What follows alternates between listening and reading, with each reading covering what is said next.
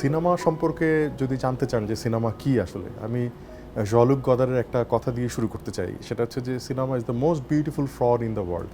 মানে ফ্রড এই অর্থে, দুই অর্থেই আসলে। এক এক ধর আমরা আসলে মোহের মধ্যে পড়ে চলচ্চিত্র দেখি বা চলচ্চিত্র যা বলতে যা বুঝি আসলে সেটা এক ধরনের স্থির চিত্র, যেটা সেকেন্ডে 24টি ফ্রেম বা স্থির চিত্র আমাদের সামনে দিয়ে যায়। আমরা সেটি মনে করি যে একটা চলচ্চিত্র, অর্থাৎ চলমান চিত্র, কিন্তু আসলে তা নয়। এটা হচ্ছে একটা তার প্রযুক্তির দিক, যে আমাদেরকে এক ধরনের বোকা বানাচ্ছে। আবার আরেক ধরনের বোকা বানানোর ব্যাপারটা হচ্ছে এই যে যখন কেউ কাহিনী চিত্র বানান অথবা প্রামাণ্য চিত্র বানান, যেটিই বানান না কেন, তারা কিন্তু এটা ফ্রেমের মধ্যে নিয়ে আসেন। অর্থাৎ কোনো না কোনো কিছু তারা ফ্রেম আউট করেন এবং কোনো না কোনো কিছু তারা ফ্রেম ইন করেন। তার মানে সবসময় একটা এক্সক্লুশনের মধ্যে দিয়ে যায় কিন্তু চলচ্চিত্র। কাজে আপনি একটা টোটাল ভিউ সেটা কিন্তু পান না। কাজে দুই দিক থেকে আমি বলবো যে এটা মোস্ট বিউটিফুল ফ্রড। এটা মানে খুব চমৎকার একটা কথা। কিন্তু এখানে যদি আমি বলি সুমন চট্টোপাধ্যায়ের কথা, যে কবিরা তো চিরকাল মিথ্যুক, তবু কি কবিতাগুলো মিথ্যে, বানানো কথার এই কিংসুক বা স্ফুলিঙ্গ নিত্যে অনিত্যে। তো এইটা হচ্ছে যে শিল্প সবসময় যে সত্য কথা বলতে পারবে বা পারে সেটাও নয়, মানুষও আসলে কতটুকু সব কথা বলতে পারে সেটাও কিন্তু একটা বিষয়। মানুষ তার ভাষার মধ্য দিয়ে তার সম্পূর্ণ চিন্তা কি তুলে আনতে পেরেছে কখনো, বা কখনো পারবে? কখনোই পারবে না, কারণ ভাষার সেই ক্ষমতা সক্ষমতা নেই যে মানুষের যে তার অচেতনের ভেতর যত চিন্তা আছে সকল কিছু তুলে এনে সামনে উপস্থিত করবে। আর তার উপর তো আবার শিল্প। তো মানুষ ভাষা থেকে যখন শিল্প বানায়, তখন সেটা হোক সাহিত্য হোক চলচ্চিত্র, সম্পূর্ণ প্রকাশ করা কখনোই সম্ভব নয়। কাজে আমি যদি এক বাক্যে বলি, তাহলে সিনেমা হলো এক ধরনের শিল্প, যে শিল্প আসলে মানুষের যে নির্মাণ শিল্পী যে সৃজন করেন, তার নিজের কথাকে তুলে ধরার প্রয়াস ঘটে মাত্র এখানে, পুরোপুরি তুলে ধরতে পারে না। আর যারা অন্য পাশে বসে থাকেন, তারাও আসলে বোঝার চেষ্টা করেন যে আসলে চলচ্চিত্রকার কি বোঝাতে চেয়েছেন।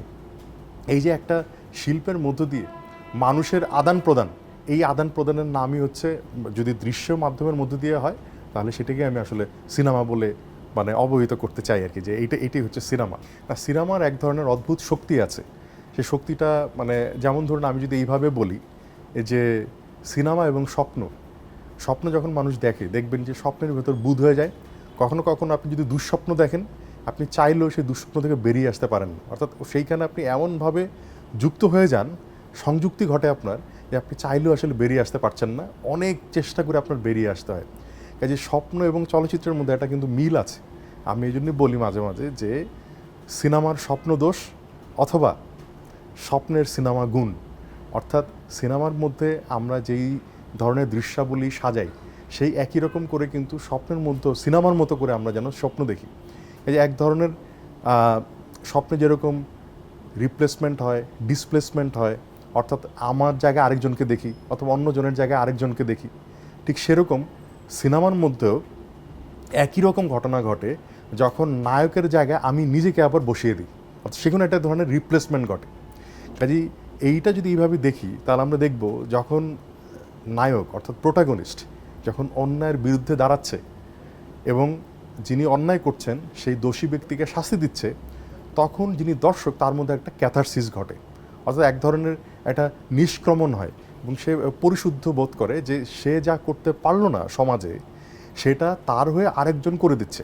অথবা ধরুন নায়ক বা প্রোটাগনিস্ট বা নায়িকা যেই হোক না কেন, সে যদি এমন একটা কাজ করে যেটা আসলে তার বাসনার মধ্যে আছে দর্শকের, কিন্তু দর্শক সেই বাসনা পূরণ করতে তার পক্ষে সম্ভব নয়, তাহলে তখন সে ওই বাসনা তার আইডেন্টিফিকেশনের মধ্য দিয়ে সে প্রোটাগনিস্টের ভেতর তার প্রতিফলন সে দেখতে পায় এবং চলচ্চিত্র তাকে তখন টানতে থাকে।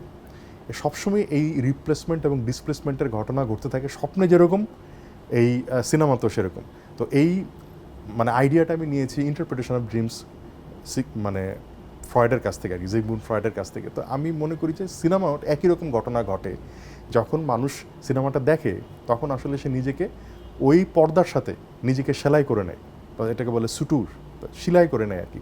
সেলাই করে নেওয়ার পর তারপর সে আইডেন্টিফাই করতে থাকে, নিজেকে বসিয়ে দেয় সে প্রোটাগনিস্টের জায়গায়, অথবা অ্যান্টাগনিস্টের উল্টো দিকে সে নিজেকে আবিষ্কার করে। এইভাবে আসলে সিনেমা মানুষকে অনেক বেশি আকৃষ্ট করে এবং মানে আমি বলবো যে ধরে রাখে। শুধু তাই নয়, মানুষ কিন্তু গল্প শুনতে অনেক ভালোবাসে। এবং গল্প শোনার একটা যে লোভ, আপনি দেখবেন যে অনেক ছোট বাচ্চারাও বারবার ঠাকুরমার ঝুলি শুনতে চায়, একই গল্প বারবার শুনছে। এই জন্য ভালো সিনেমা দেখবেন এই যে বারবার দেখতে মন চায়, এবং তার ভিতর যে একটা পুরাতনী এবং চিরন্তনী এই দুইটা উপাদান থাকে বলেই দেখবেন যে একটা ভালো ছবি বারবার মানুষ দেখতে চায় এবং নিজেকে পুনরাবিষ্কার করতে চায়। এই কারণে যে কারণ চিরন্তনী উপাদানের মধ্যে পুনঃ পুনঃ আবিষ্কার এবং পুনঃ পুনঃ তর্জমা করার একটা অবকাশ থাকে, সুযোগ থাকে, যে কারণে মানুষ যতবার দেখে ততবারই নতুন নতুন একটা তার ভেতরে ভাবানুবাদ তৈরি হতে থাকে এবং তিনি নিজেকে নতুন করে ওই সময়ের ভেতর আবিষ্কার করতে থাকে। যে কারণে সিনেমা কিন্তু মানে আমি যদি ভালো সিনেমা বলি, বারবার মানুষকে আকৃষ্ট করে এবং মানুষ পাগলের মতো সিনেমা দেখতে চায় এবং নতুন সিনেমা দেখে এই কারণেই, যদি ওই উপাদান পেয়ে যায় মানে নতুন সিনেমা দেখতে বসার এটা একটা কারণ যে দেখি এটা তো ভালো ছবি হতেও পারে। আপনারা দেখবেন এই কারণে যে সমস্ত রেটিংয়ে খারাপ ছবি সেগুলো মানুষ কিন্তু আর দেখতে চায় না তার। এবং আরেকটা বিষয় বলি, সেটা হচ্ছে দর্শকরা কিন্তু সিনেমা দেখার আগে রেটিং দেখে নেয়, ওই কারণেই যে তারা আসলে জুয়াটা খেলতে চায় না বা ঝুঁকিটা নিতে চায় না, না ঝুঁকি নিয়ে তারা একটা ভালো ছবি দেখতে চায় এবং সেটার মধ্যে যেই চিরন্তনী এবং পুরাতনী উপাদান সেটা আসলে তারা আবিষ্কার করতে চায়। ঢাকার সিনেমা হলের কথা যদি বলি তাহলে মানে অন্যান্য দেশে যখন সিনেমা আবিষ্কার হচ্ছে ধরুন 1895-96 সালের দিকে, সেই সময়ে কিন্তু মানে এই ভারতে অর্থাৎ ভারত উপমহাদেশেও কিন্তু হীরালাল সেনরা ছবি বানানো শুরু করেছেন। হ্যাঁ, তো সেই সময় যদি আমাদের ঢাকার পুরন ঢাকার কথা বলি, সেই সময় ক্রাউন থিয়েটার হল আর কি, যেটা হলো মানে তৈরি হলো সিনেমা দেখার জন্য। তো সেই সময় কিন্তু এই ফিকশন ফিল্ম এবং বিশেষ করে আরও একটু পরে 1905-10 দিকে বা একটু পরে তখন দেখা গেলো যে থিয়েটার বেসড যে সমস্ত কাজ রয়েছে সেগুলো ফিল্মে আসতে শুরু করলো এবং মানুষ একটু ধর্মীয় কাহিনী রয়েছে, যেমন মহাভারত বা রামায়ণের কাহিনী রয়েছে, এই ধরনের চলচ্চিত্র পছন্দ করতে শুরু করলো এবং এইটাকে কেন্দ্র করে দেখা গেল যে থিয়েটারের সংখ্যা বাড়তে শুরু করলো। তো এটা বাড়তে বাড়তে একটা সময় অনেক বেড়েছে, কিন্তু তারপর আমরা জানি যে পাকিস্তান পর্ব, বাংলাদেশ পর্ব, কিন্তু 90-এর পর বাংলাদেশে আসলে এইটা একটা উল্টো যাত্রা আমরা দেখতে পাই যে থিয়েটারের সংখ্যা কমতে শুরু করেছে, অর্থাৎ সিনেমা হলের সংখ্যা বা আরও বিশেষ করে বললে সিঙ্গেল স্ক্রিনের সংখ্যা আসলে কমতে শুরু করেছে। অন্যদিকে আমরা যদি দেখি আমাদের বাংলাদেশে যখন সিঙ্গেল স্ক্রিনের সংখ্যা কমছে, অতটা মানে আশানুরূপ ফল নেই। এখন হয়তো বা ঈদের সময় শুধুমাত্র 600-700 সিনেমা হল কাজ করে, আর বাকি সময় হয়তো বা 150 বা 200 সিনেমা হল চালু রয়েছে, মাল্টি স্ক্রিন কিছু রয়েছে সেগুলো কাজ করছে। উল্টো দিকে আমরা যদি সৌদির দিকে একটু তাকাই, সৌদি আরবে কিন্তু 2018 সাল থেকে সিনেমা হলের সংখ্যা বাড়তে শুরু করেছে। তো এইটা আসলে আমি মনে করি যে আমাদের যারা চলচ্চিত্র সংশ্লিষ্ট এবং নীতি নির্ধারণী পর্যায়ে রয়েছে তারা যদি এই জায়গাটা একটু ভালো করে নজর দেন, যে চলচ্চিত্রের মান যদি উন্নয়ন হয়, বাংলাদেশের এবং বাংলা ভাষাভাষী চলচ্চিত্রের মান উন্নয়ন হলে আমাদের দেশের চলচ্চিত্রের যে প্রেক্ষাগৃহ সেটারও একটা আবার মানে স্ফীতি ঘটবে, তা সে আবার সম্প্রসারিত হবে। কিন্তু এই পুরো জার্নিটার মধ্যে আমরা দেখব মানে ব্রিটিশ আমলের যে সিনেমা হল শুরু থেকে তারপর মাঝখানে একটু স্ফীত হলো, তারপর আবার কমতে শুরু করলো। তো এইটাকে আমরা আবার পুরনো জায়গায় ফিরিয়ে নিয়ে যেতে পারবো, মানে সংখ্যাটা বাড়াতে পারবো যদি আমাদের সেই থিয়েটারে চালানোর মতো কোনো ভালো ছবি আমরা আসলে দিতে পারি বাংলা ভাষাভাষী। সিনেমা এবং সিনেমা হলের সাথে সম্পর্কটা কি? সিনেমা হলো একটা প্রোডাক্ট, আর সিনেমা হল হলো একটা শোরুম ধরেন, তো প্রোডাক্টটা শোরুমে রাখবে, এটি তো স্বাভাবিক।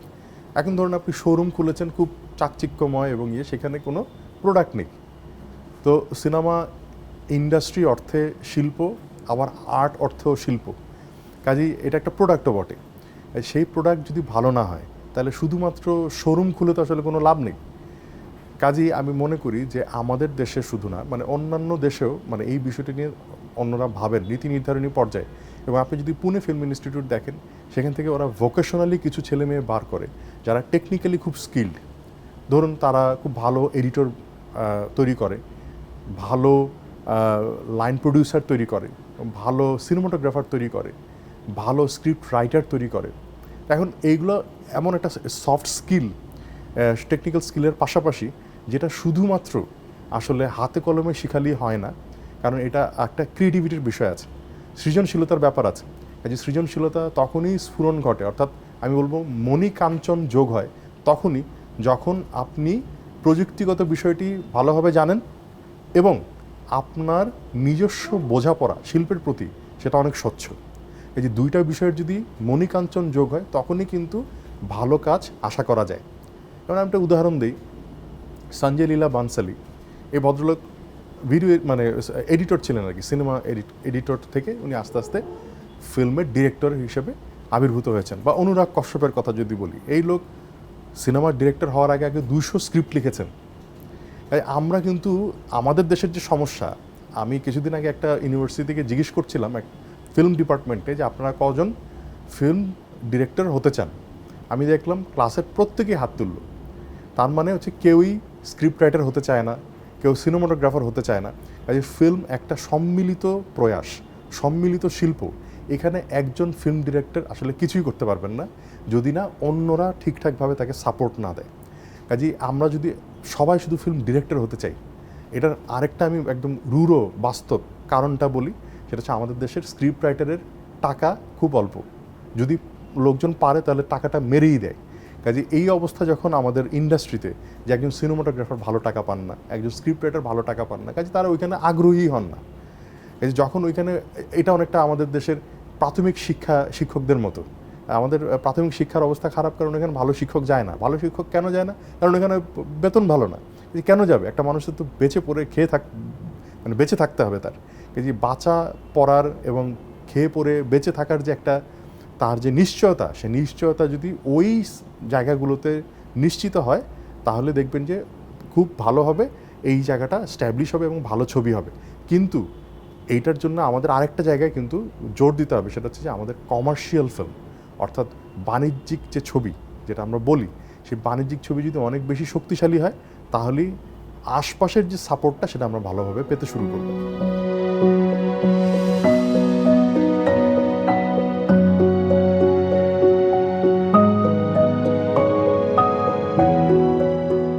মানুষ আসলে তার বিনোদনের জন্য নানাভাবেই নানা সময়ে বিভিন্ন বিষয় আবিষ্কার করে চলেছে আর কি, এবং করবে, এটা সামনেও আসবে, আরও সামনে নানা ধরনের ব্যাপার আসবে। আমরা এক সময় ধরুন এটা প্রয়োজনের খাতিরে হয়, আবার অনেক সময় বিনোদনের খাতিরে হয়। যেমন ধরুন একটা সময় মানুষ হাতে লিখতো, তারপর সেটা মানে আমরা দেখলাম কলম আবিষ্কার হয়েছে, মানে পালকে লিখতো, পালকের পর কলম, কলমের পর দেখা গেল যে টাইপরাইটার, টাইপরাইটারের পর দেখা গেল কম্পিউটার, কম্পিউটারের পরে এখন দেখা যাচ্ছে মোবাইলেও লিখতে পারছে লোকজন। কাজে এটা এক ধরনের শিফট ঘটে, প্যারাডাইম শিফট ঘটে। তো আমি যদি বলতে চাই এইভাবে যে চলচ্চিত্রের কথা যদি বলি, একটা সময় মানুষ থিয়েটার দেখতো, তো থিয়েটারটার মধ্যে হতো কি যে সে ক্লোজ শটে যে রিয়াকশান সেটা দেখতে পেত না। কাজে ক্যামেরা যখন মানে ফিল্ম যখন এলো তখন সে ক্লোজ শটে রিয়াকশানটা দেখতে পায়। কাজে এই যে একটা বিষয়, হ্যাঁ, আপনি ম্যাজিক ফ্লুইডের কথা যদি ধরেন ইংমার বার্গম্যানের বা বার্গম্যানের, তো বার্গম্যানের ওই ছবিতে দেখবেন যে থিয়েটারের মধ্যেই ক্যামেরা হঠাৎ করে ক্লোজে যাচ্ছে, বেরিয়ে আসছে।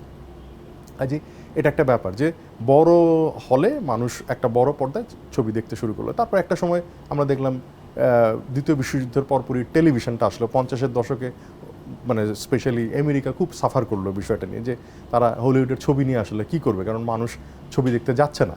তখন তারা নানা কায়দা কসরত করে, হ্যাঁ, তারা ভাবলো যে ঠিক আছে তাহলে আমরা 3D 4D এ সমস্ত চালু করি। অর্থাৎ কি, যে মানুষ দেখলো যে ছবি দেখতে যাবে, শেষে গিয়ে শেষের এন্ডিংটা ভোটাভুটি হতো, হ্যাঁ, যে কোনটা হলে ভালো হয়। তখন মানুষ ভোট দিত, ভোট দেওয়ার পরে তারপর এন্ডিংটা দেখানো হতো যে আচ্ছা তাহলে দেখি। আর সেই সময় দুইটাই শ্যুট করা হতো ধরেন। নানা ধরনের কায়দা কসরত করে সিনেমাকে আবার পপুলার করার চিন্তা ভাবনা হয়েছে এবং করেছে মানুষ 50-60-এর দশকে।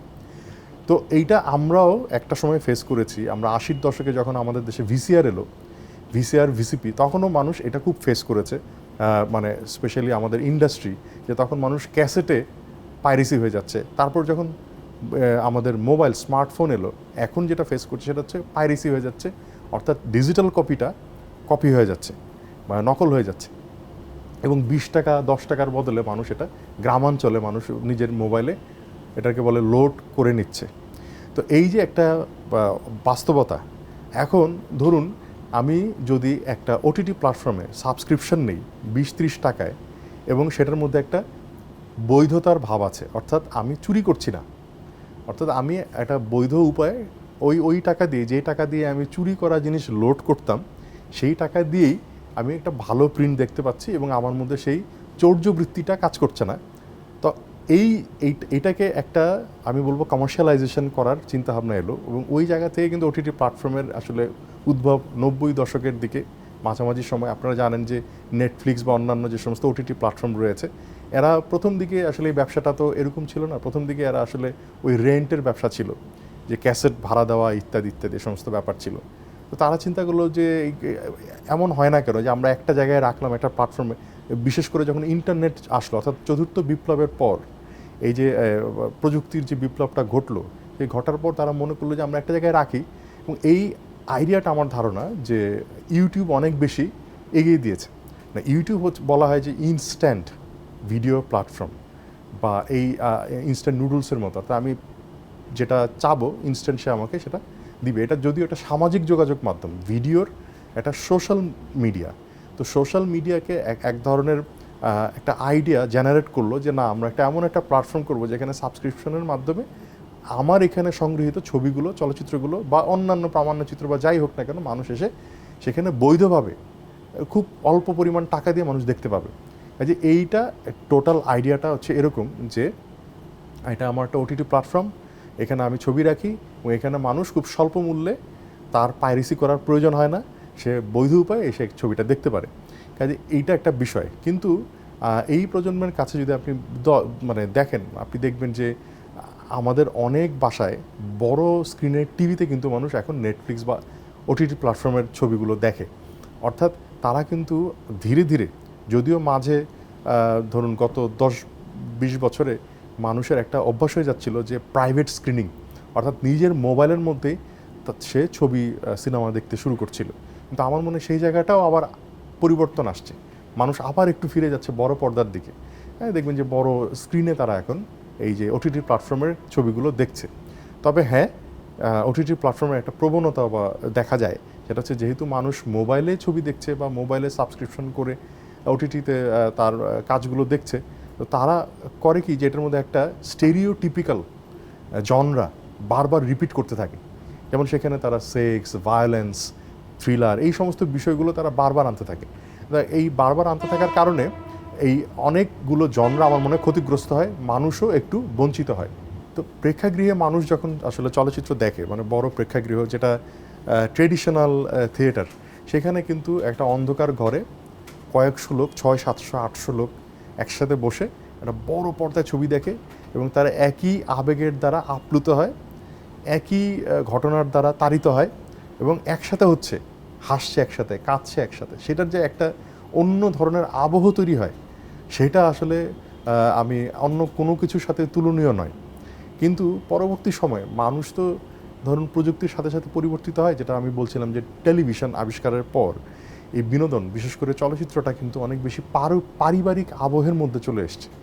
অর্থাৎ একটা সম্মিলিত, যদি গণমাধ্যম বলি চলচ্চিত্রকে, চলচ্চিত্র গণমাধ্যমের জায়গা থেকে পারিবারিক মাধ্যমের ভেতর চলে এলো, এবং তারপর একেবারেই ব্যক্তিগত মাধ্যম, অর্থাৎ আমার মোবাইল ফোনের স্ক্রিনে চলে এলো। তো এই যে প্রক্রিয়ার মধ্যে দিয়ে চলে আসা, শুধু তাই নয়, এর মধ্যে আপনি দেখবেন যে বুফে যে আমরা করি, বুফেতে যাই, যে অনেক খাবারের সমারোহ সেখান থেকে বেছে নেই, তো সেরকম বাছাই করার একটা ব্যাপারও চলে আসছে প্রেক্ষাগৃহ, বিশেষ করে মাল্টি স্ক্রিনগুলোতে। মাল্টি স্ক্রিনে এটা একটা প্যাকেজের মতো, আপনি খেতে যাবেন, পিকনিকের মতো খেতে যাবেন পরিবার নিয়ে, 3-4টা ছবি চলছে, আপনি বেছে নেবেন সেখান থেকে। কিন্তু মাল্টি স্ক্রিনে সম্ভব, সিঙ্গেল স্ক্রিনে কিন্তু সেটা সম্ভব ছিল না। সিঙ্গেল স্ক্রিনে একটা ছবি 1 সপ্তাহ ধরেই চলতো, যে মানুষ দেখার সে ওইটাকে কেন্দ্র করেই, মানে ওইটার উদ্দেশ্যেই সে বেরোতো। কিন্তু মাল্টি স্ক্রিন আসার পর মানুষ কি করে, মানুষ করে যে যায়, আচ্ছা দেখি কী ছবি দেখা যায়, মানে তারা একটা time, good quality time spend করতে চায়। তো আমরা পরিবারের সাথে ভালো সময় কাটাবো, সেটার জন্যে 4-5টা ছবির মধ্যে যেটা ভালো সেটা একটু দেখে টেকে চলে আসলো। কিন্তু আগের সিনারিওটা কিন্তু সেটা ছিল না। আবার একই রকম একটু, মানে আমি বলবো যে ডিলেমা তৈরি হয় যখন আমি ওটিটি প্ল্যাটফর্মে আমার মোবাইলের মধ্যে আমি দেখতে বসি, তখন সেখানেও কিন্তু বাছাই প্রক্রিয়া সেখানে আরও দীর্ঘ। কখনো কখনো এরকমও হয় যে মানুষ দেখতে বসছে একটা ছবি, কিন্তু কোনটা দেখবে সেটা ঠিক করতে করতে আধা ঘন্টা চলে যায় এবং সে কাহিল হয়ে ওখান থেকে বেরিয়ে যায়। এরকম ঘটনাও ঘটে। আচ্ছা, এটা আমার মনে হয় যে প্রযুক্তির সাথে সাথে নানা ধরনের তার খারাপ দিক, তার ভালো দিক, এগুলো থাকবে। তারপরেও মানুষ বড় হলে গিয়ে বড় পর্দায় ছবি দেখা ছাড়বে না, কারণ ওইটারও একটা আলাদা রকমের আবেদন সারা জীবনই রয়ে যাবে যেইভাবে রয়ে গেছে ছাপা বইয়ের ক্ষেত্রে। ইবুক এসছে, ইবুক রিডার এসছে, মানুষের মোবাইলে এখন বই পাওয়া যায়, কিন্তু তারপরেও মানুষের কিন্তু ছাপা বইয়ের যে আবেদন সেটা কিন্তু কমেনি, মানুষ ছাপা বই কিন্তু পড়ছে। একইভাবে সকলের সাথে সম্মিলিতভাবে চলচ্চিত্র দেখার যে একটা আনন্দ, সে আনন্দ থেকে তারা বঞ্চিত হতে চায় না। আমি সদ্য বার্লিন ইন্টারন্যাশনাল ফিল্ম ফেস্টিভ্যাল থেকে এসেছি, সেখানে কল্পনা করা যায় না 700-800 সিটের প্রেক্ষাগৃহ ফেস্টিভ্যাল এবং নতুন নতুন ছবি, মানুষরা হুমড়ি খেয়ে টিকিট পাওয়া যাচ্ছে না, শীতের মধ্যে বরফ পড়ছে, সেখানে রাত 12টা 9টা 10টা কি দীর্ঘ লাইন, সেই বরফ পড়ছে সেটার মধ্যে, মানে অনেক কম্পমান অবস্থায় মানুষ দাঁড়িয়ে রয়েছে তারা চলচ্চিত্রটি দেখবে বলে। কাজে আমি মনে করি যে অনেক কিছু আসতে পারে, ওটিটি প্ল্যাটফর্ম, মাল্টি স্ক্রিন, কিন্তু বড় পর্দায় সকলের সাথে শত শত মানুষ ছবি দেখার যে আবেদন সেটা কমবে না, হয়তোবা একটু হেরফের হবে, কিন্তু এটা একেবারে মরে যাবে না আর কি।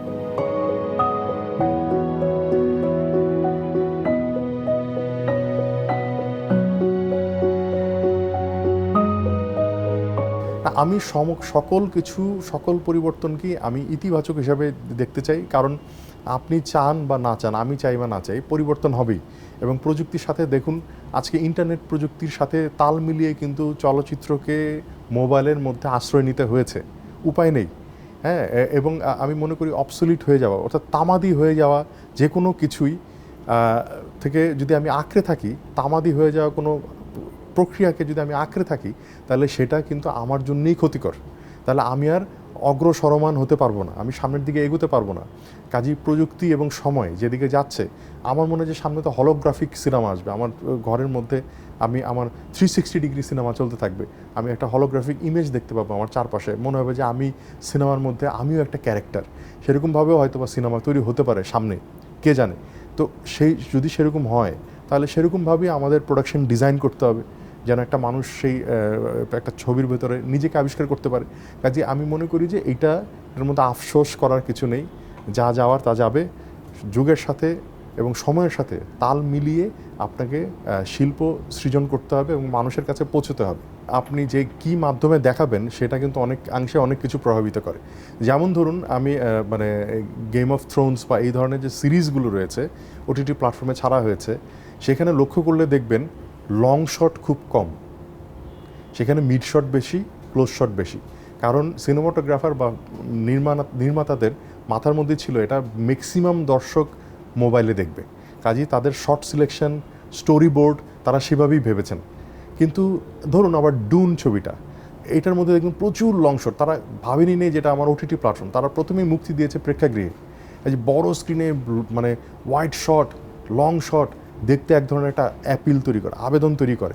যে অবশ্যই মানে এটা প্রভাব ফেলে। এবং আমার সাথে আরও অনেকের কথা হয়েছে যারা আসলে ফিল্ম মেকার এবং সিনেমাটোগ্রাফার, তারাও স্বীকার করেছেন, এই যে আন্তর্জাতিক মানে যারা কাজ করেন, বলে যে আমরা এটা খুবই সত্যি কথা যে মাধ্যম কখনো কখনো আমাদেরকে নির্ধারণ করে দেয় আসলে স্টোরি বোর্ড কী হবে।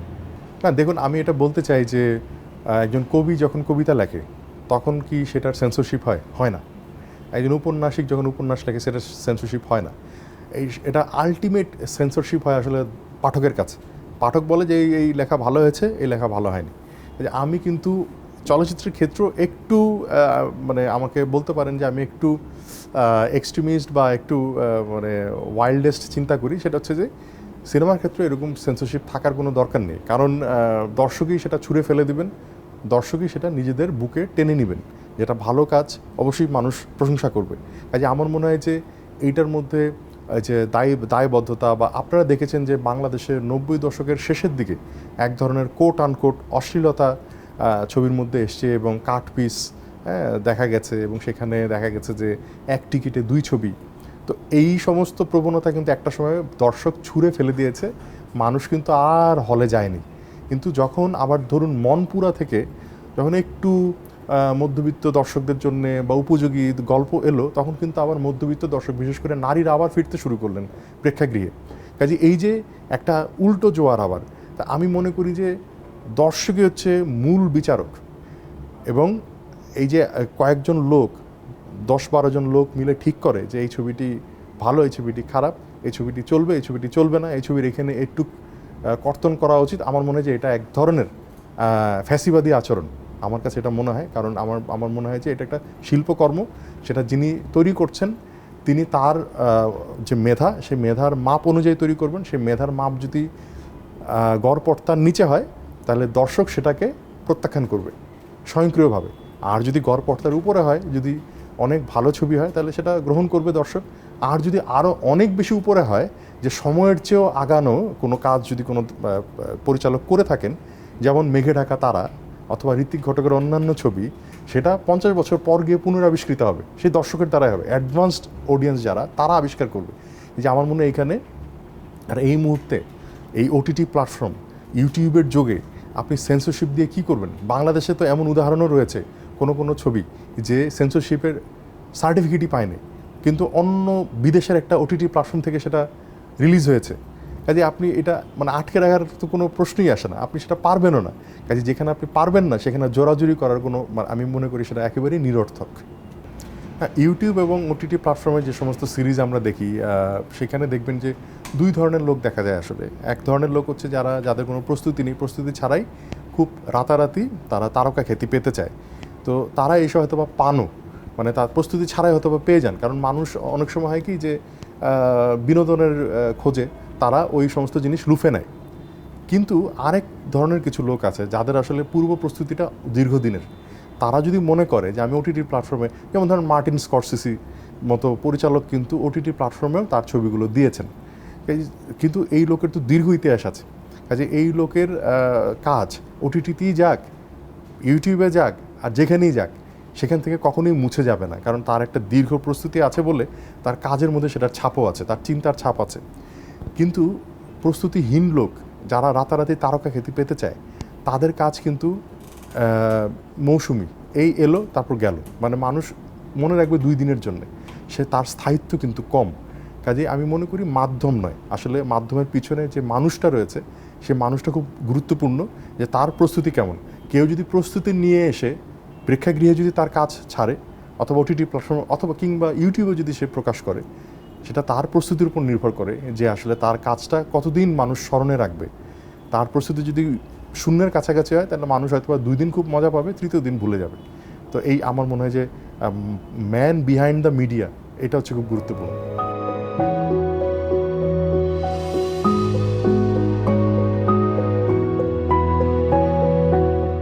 আমি মনে করি যে মূলধারার চলচ্চিত্র বা বাণিজ্যিক চলচ্চিত্র ওটিটি আসার পর একটু লাভবান হয়েছে এই কারণ সে তো আরেকটা প্ল্যাটফর্ম পেল বিক্রি হওয়ার, মানে আরেকটা উইন্ডো খুলে গেল না। যেমন ধরেন পৃথিবীর বহু দেশে প্রথমে একটা ছবি, কমার্শিয়াল ফিল্ম রিলিজ দেওয়া হয় প্রেক্ষাগৃহে, তারপরে রিলিজ দেওয়া হয় টিভিতে, তার টেলিভিশন রাইট বিক্রি হয়, তারপর বিক্রি হয় ওটিটি রাইট, অর্থাৎ ডিজিটাল রাইট বিক্রি হয়। কাজে আগে যখন ডিজিটাল রাইট বিক্রির ব্যাপার ছিল না, তখন তো তার পয়সাটা কম আসতো। এখন তো তার ডিজিটাল রাইট বিক্রি হওয়ার কারণে গোটা ছবিটা বিক্রি হচ্ছে, ছবির ভিতরে যদি গান থাকে গানটা বিক্রি হচ্ছে। কাজে আমার মনে হয় কমার্শিয়াল ফিল্মের জন্য একটা নতুন উইন্ডো এবং একটা বড় সুযোগ। শুধু তাই নয়, আপনি ধরুন বাংলাদেশের কোনো ওটিটি প্ল্যাটফর্ম যদি পৃথিবীর বাইরে থেকে কেউ সাবস্ক্রাইব করে, যে প্রবাসী বাঙালিরা করে, এবং তাদের ওইখানে দেখার জন্যে তার যে টাকাটা দিতে হয়, সেটা তো অনেক ভালো রেভিনিউ জেনারেট করে বাংলাদেশের জন্য। কাজে এটা আমার মনে হয় যে এটা নতুন উইন্ডো, এবং এটাকে আমাদের অনেক বেশি এক্সপ্লোর করা দরকার। চলচ্চিত্রকে বলা হয় এই যে সর্বকনিষ্ঠ শিল্প মাধ্যম, কারণ এখানে সবগুলো শিল্প মাধ্যমের একটা সমন্বিত ব্যাপার আছে।